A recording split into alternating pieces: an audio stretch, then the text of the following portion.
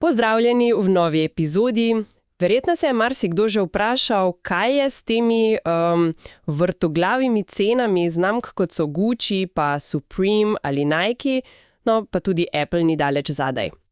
Kako sploh dosežejo ta nek kultni status, da so ljudje pripravljeni, čakati v vrstah in plačati, recimo temu kar premijske cene? Danes se bomo poglobili prav v to. Res je, zanimiva tema. In ne gre samo za ceno materiala ali recimo dela, daleč od tega. Ampak? Gre za mojstrsko zgrajeno mrežo. Splet zgodovine, psihologije, občutka ekskluzivnosti in seveda zelo, zelo pametnega marketinga. Aha. V naših virih imamo pravzaprav analizo, ki lepo prepleta svet visoke mode, potem te ulične kulture, pa tudi tehnologije, da bi nekako razvozlali ta fenomen. Super. Naša naloga danes je torej, da malo seciramo, kaj se skriva za temi cenami, pa kako deluje ta strategija umetne redkosti.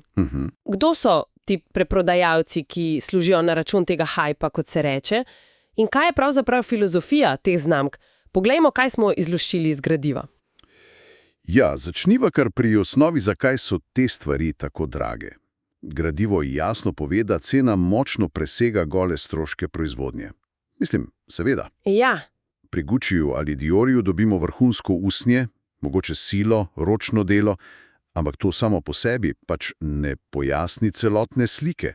Prav. Torej, kaj še vpliva na ceno poleg materialov?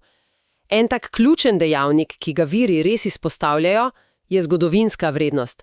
Pa dediščina. Dediščina, ja. Gucci, ustanovljen 1921, Dior 1966, Armani 1975.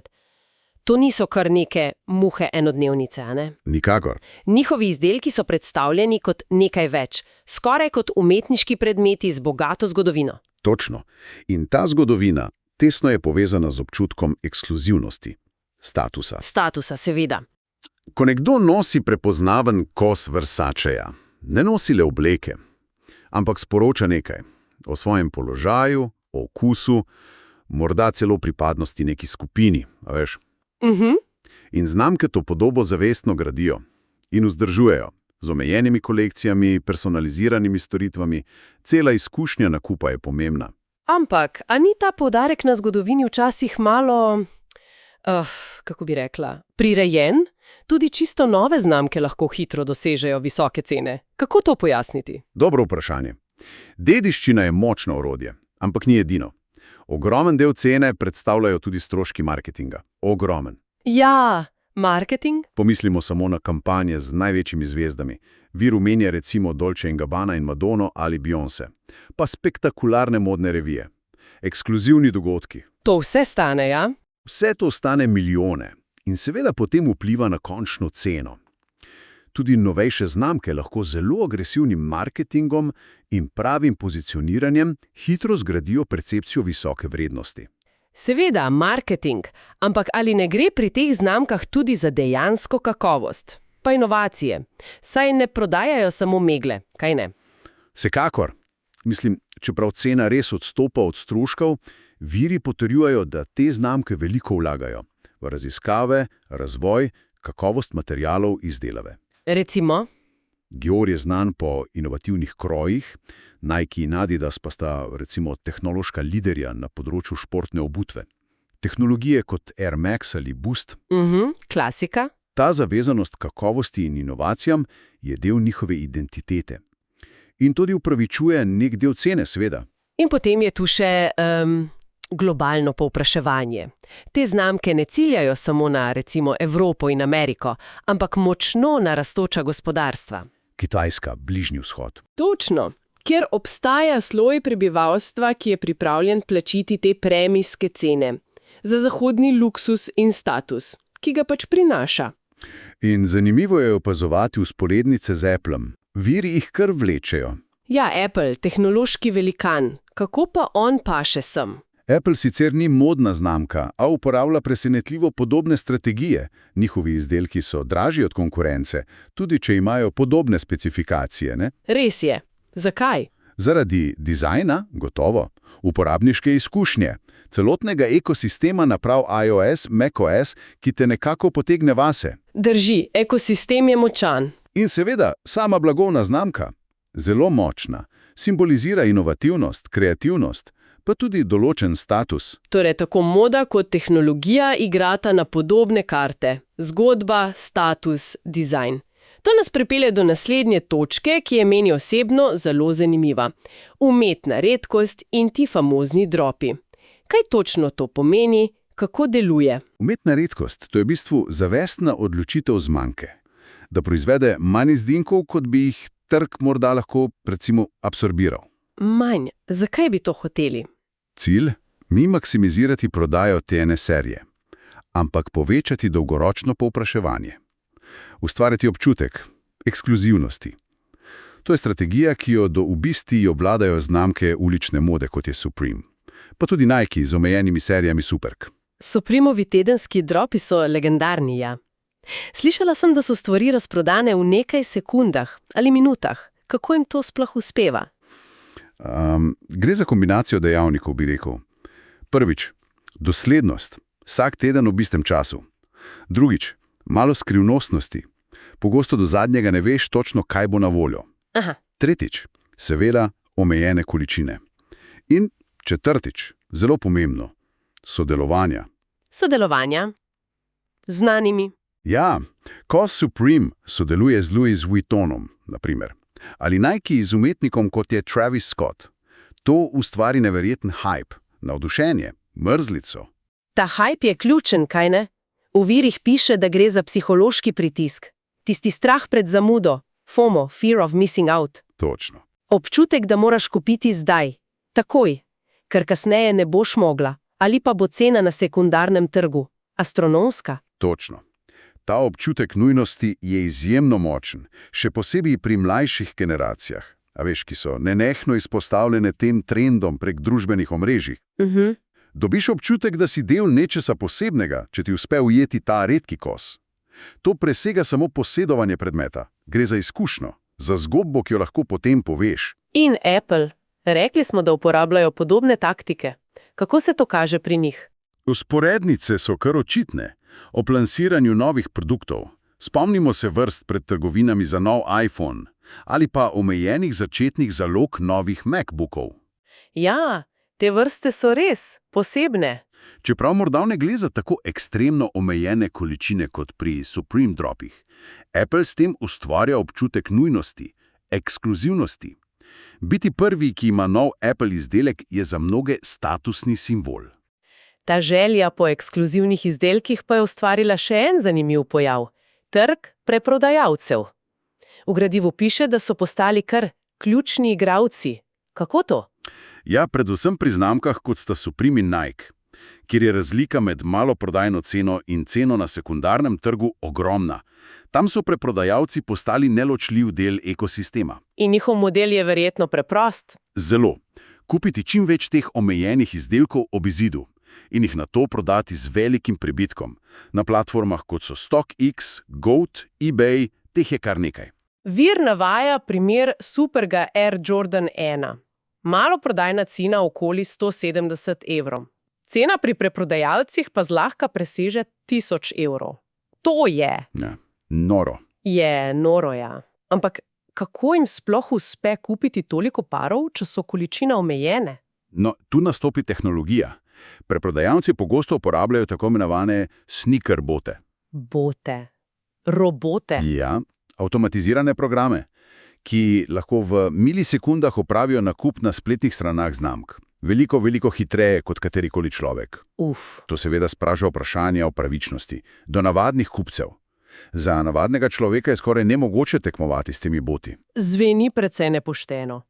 Kakšen pa je odnos znamk do tega? Javno verjetno obsojajo, kaj ne? Javno večinoma da. A viri namiguje, da je odnos bolj zapleten. Po eni strani ja, preprodajalci jim odžirajo del dobička in jezijo zveste kupce. Po drugi strani pa te visoke cene na sekundarnem trgu dejansko potrjujejo in celo povečujejo zaznano vrednost. Ekskluzivnost znamke. Ta hype in dolgoročno koristi pri gradnji imidža. Je nekakšna nenavadna simbioza, bi rekel. Torej, znamke imajo od tega posredno korist, čeprav morda izgubijo nekaj neposrednega dobička. Tako nekako. Visoka preprodajna vrednost postane del zgodbe znamke, dokaz njene zaželenosti. Fascinantno je, kako so ti omejeni izdelki postali skoraj naložbeni razred zase. Naložbeni razred, oblačila. Ja.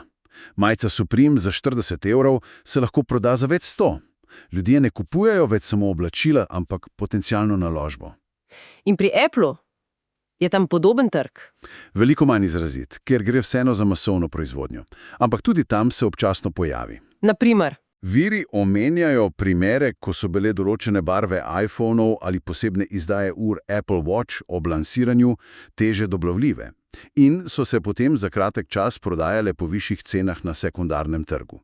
Še posebej v regijah, kjer je dostopnost slabša. razumem, vse to cene, redkost, preprodaja pa sloni na nečem globšem. Pogledva filozofijo teh znamk. V gradivu piše, da ne prodajajo le izdelkov, ampak zgodbe in identiteto. Kako to počnejo? Ja, gre za večplastno strategijo. Prvi element je poudarjanje povezave z umetnostjo, obrtništvom, dediščino. Pomislimo na Gucci pod vodstvom Alessandra Micheleja. Zelo prepoznaven slog. Točno. Njegovi ekscentrični dizajni, polni zgodovinskih in umetniških referenc, nagovarjajo kupce, ki iščejo več kot le funkcionalnost. Iščejo izražanje. Drugi ključni element pa je ustvarjanje občutka pripadnosti. Supreme je neločljivo povezan z ulično kulturo, skejtanjem, glasbo. Ja, Versace pa recimo pooseblja drzno razkošje. Ko kupiš njihov izdelek, ne kupiš le logotipa, ampak vstopnico v določen svet, določeno identiteto. absolutno. V zadnjem času pa viri opažajo tudi vse večji poudarek na vrednotah, kot sta trajnost in družbena odgovornost. Trajnost pri luksuzu. Ja, Gucci ima linijo Off the Grid iz recikliranih materialov. Armani poudarja svojo filantropsko dejavnost. To nagovarja predvsem mlajše, bolj ozaveščene potrošnike. Seveda pa se pri trajnosti hitro pojavijo očitki o greenwashingu. Seveda. Torej, da gre bolj za marketinško potezo kot za resnično zavezanost okolju. Drži. Ta kritika je pogosta in jo viri tudi omenjajo. Znamke morajo hoditi po tanki meji med tržnimi zahtevami in verodostojnostjo svojih trajnostnih pobud. A dejstvo je, da postajajo te teme del njihove filozofije. In komunikacije. In Apple. Kako se njihova filozofija vklapa v to sliko? Appleova filozofija je manj osredotočena na dediščino, bolj na prihodnost. Inovacije, preprostost, eleganca. Ja, to je res njihov podpis. Njihova identiteta sloni na ideji, da tehnologija lahko izboljša naša življenja, spodbudi kreativnost, poudarek je na brezhibni uporabniški izkušnji in seveda ekosistemu, ki uporabnika tesno poveže z znamko. Je drugačen pristop k ustvarjanju pripadnosti kot pri modnih znamkah, ampak enako učinkovit. Vse te filozofije in zgodbe pa bi bile zaman brez močnih marketinških strategij, ki jih ponesejo v svet. Kaj so ključne taktike, ki jih izpostavljajo viri? Nabor taktik je širok. Klasično je sodelovanje s slavnimi osebnostmi. Ko Beyoncé obleče Versace, je to globalna novica. Seveda. Potem je tu izjemno močna prisotnost na družbenih omrežjih. Instagram in TikTok sta ključna kanala za znamke kot Supreme in Nike. Tam gradijo hype okoli svojih izdelkov, pogosto preko vplivnevcev. Vplivneži so postali ogromen del te enačbe, kaj ne? Absolutno. Njihova sposobnost, da dosežejo specifične ciljne skupine in ustvarijo avtentičen ali vsaj na videz avtentičen odnos z občinstvom, je za znamke neprecenljiva. So ključni pri ustvarjanju želje in posredovanju zgodb znamke. Ne smemo pozabiti niti na ekskluzivne dogodke, modne revije znamk kot sta Dior ali Gucci. To so pravi spektakli, dostopni le peščici izbrancev, ampak ustvarjajo ogromno medijske vsebine in krepijo to auro ekskluzivnosti. Drži. In potem je tu še klasično pripovedovanje zgodb, Armani kot utelešenje italijanske elegance, Nike kot sinonim za premagovanje ovir. Te zgodbe dajo izdelkom nek globlji pomen. Podobno počne Apple s svojimi visokoproračunskimi predstavitvami novih izdelkov. To so medijski dogodki sami po sebi, pa s poudarjanjem zgodb o inovacijah, ki spremenjajo svet. Torej, če poskusiva na kratko povzeti.